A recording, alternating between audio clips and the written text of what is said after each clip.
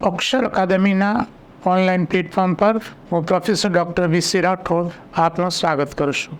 મિત્રો, બંધારણની કલમના પરિચય અંતર્ગત આજે કલમ નંબર 23ની જોગવાઈઓ આપણે જોઈએ. કલમ નંબર 23 છે, એનું ટાઇટલ છે મનુષ્ય વેપાર અને બળજબરીથી કરાવાતી મજૂરી પરનો પ્રતિબંધ. મિત્રો, આમાં બે જોગવાઈઓ છે. મનુષ્ય વેપાર એટલે કે ગુલામનો વેપાર, રાઈટ, મજૂર તરીકે વેચવું તે, અને બળજબરીથી કરાવાતી મજૂરી. બળજબરીથી કરાવાતી મજૂરી એટલે વેટ, એટલે કે ગુલામો મીન્સ એનો વેપાર અને વેટ ઉપર પ્રતિબંધ. મનુષ્ય વ્યાપાર અને વેટ તેમજ તેના જેવી બળજબરીથી કરાવાતી બીજી કોઈ પ્રકારની મજૂરી ઉપર આ કલમ પ્રતિબંધ ફરમાવે છે. એટલે કે બળજબરીથી કોઈના ઉપર કોઈ કામગીરી કે વેટ કરાવી ન શકાય, અથવા એનો મનુષ્યને બીજી મજૂર તરીકે એને વેચી ન શકાય, અને એનું ઉલ્લંઘન કરનાર એ કાયદા અનુસાર એ સજાને પાત્ર થશે. આનું એનો એક અપવાદ અથવા સ્પષ્ટીકરણ કહી શકાય કે જાહેર હેતુઓ માટે ફરજિયાત સેવા કરવામાં રાજ્યને આ અનુચ્છેદની જોગવાઈનો બાદ નડશે નહીં.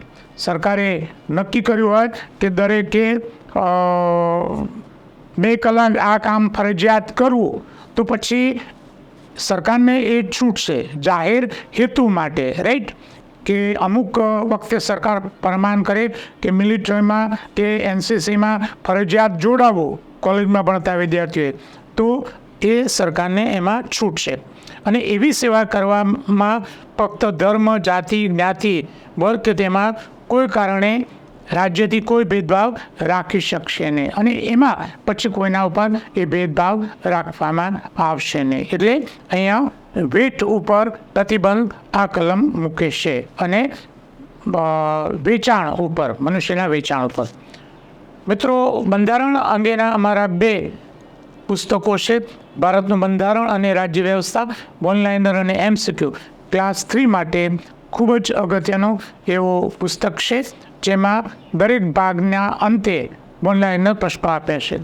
આ ઉપરાંત જેને ડિટેલમાં સ્ટડી કરવી છે એના માટે ભારતનું બંધારણ અને રાજ્ય વ્યવસ્થા એ પુસ્તક છે. આ ઉપરાંત અમારી 2 ટેલિગ્રામ ચેનલો છે.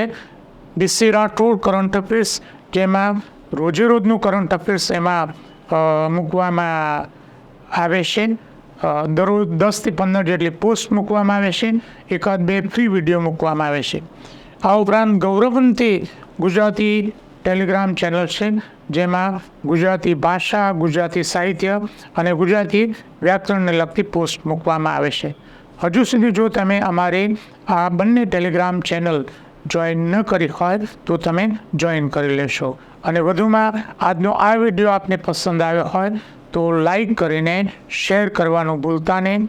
અને હજુ સુધી જો તમે અમારી આ ચેનલને સબસ્ક્રાઈબ ન કરી હોય તો યુટ્યુબ ચેનલને સબસ્ક્રાઈબ કરી દેશો.